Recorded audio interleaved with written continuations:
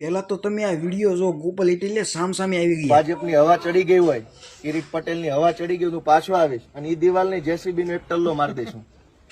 થોડાક દી ખમો, મને નવરા પડે, મશીન લઈને હું આવીશ અને કોણ મને ફાંસીએ ચડાવું જોઈ લઈશ. આટલી હદે નાગાઈ કરવાની. ભાજપના ગુંડા હવે આ કર્યું, ગુંડો તો તું છો ભાઈ મોટો અત્યારે. ગોપાલ ઇટાલિયાએ ભાજપને આપી ચેલેન્જ કઈ રીતે, અને આ સાઈડમાં જે વિડીયો જોઈ રહ્યા છો તે તમે જોઈ શકો છો કે બેલા જે છે તે એક ઘરની ડેલાની સામે છે, બિલકુલ હાલવા ચાલવાની સગવડ નથી.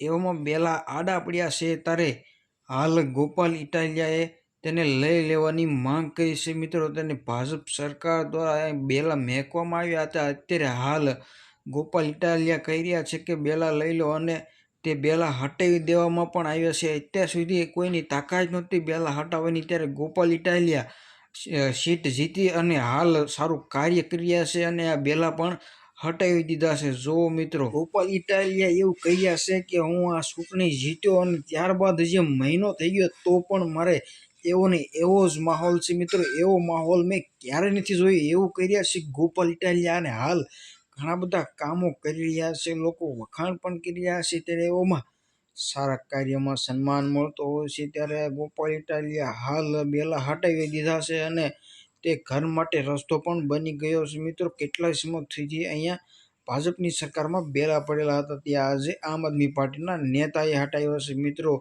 કોઈએ કામ ન કર્યું એવું આ ગોપાલ ઇટાલિયાએ કર્યું. મિત્રો, તો બસ આવા ને આવા જ વિડીયો જોવા માટે અમારી ચેનલ સબસ્ક્રાઈબ જરૂર કરી લેજો. બસ આ વિડીયોમાં એટલું જ તે. મળીશું બીજા વિડીયોમાં, ત્યાં સુધી બાય બાય.